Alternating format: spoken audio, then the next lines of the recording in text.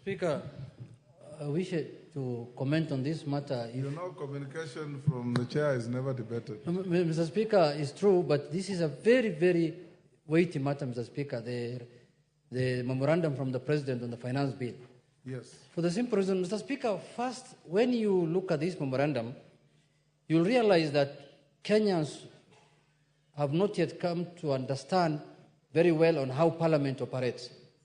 What stages that a bill goes through, the first reading, second reading, third reading, and also what happens when a bill is presented to the President for assent. So, Mr. Speaker, we used to have, as a friend of mine said that yesterday, that a colleague of mine, we used to have open days in Parliament where people used to be taken through these processes of the bill making, Mr. Speaker.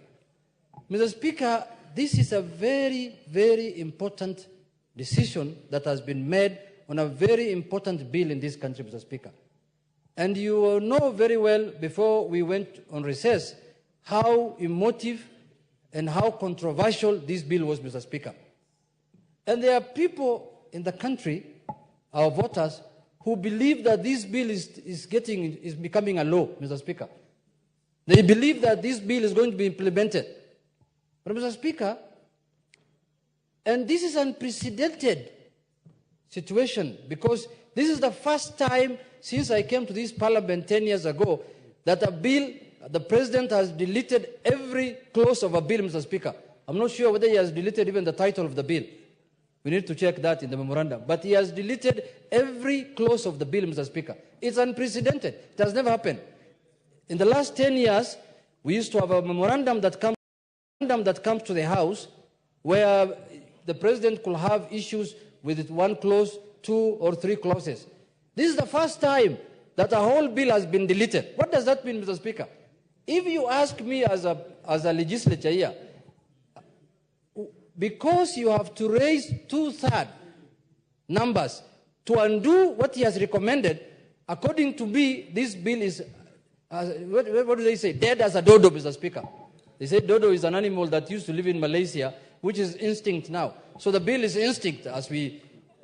Malaysia, Madagascar. Madagascar, you're right, Mr. Speaker, in Madagascar. So, Mr. Speaker, this bill, as we speak, is dead, because I don't think we have the capacity to raise 2/3 in this House, and we don't intend to do, because of the whip, I will not provide the 2/3 from our side, to undo what the President has done.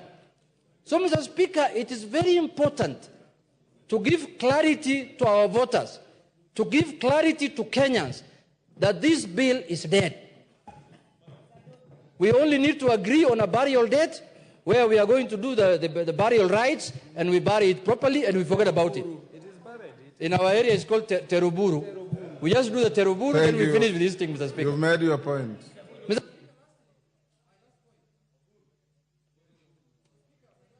Okay. Give him the mic. My last point is this, Mr. Speaker. In your communication also, other than the issues that came back from the presidency, is the issue of how to deal with the supplementary budget 1 and the county revenue allocation. Mr. Speaker, I want to urge this House again.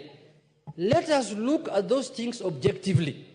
It is this House that can know where to cut that money from in the budget, Mr. Speaker. And I want to urge the Budget Committee to sit down and look with a tooth comb the budget that was passed and make sure that we remove excess baggage and excess fat from areas that Kenyans don't need money for. Let us not touch issues that are very important to Kenyans. That is the work of the Budget Committee. Let them stand up to the occasion, and the majority leader has been a budget chairman for 7 years. He knows, he can guide them. Let us not cut the money from where we think that the Kenyans will feel paid. Mr. Speaker, with those few remarks, I agree the deletion, and will be presiding over the burial of that bill when it is brought here. Honorable members, I'm not opening debate on this.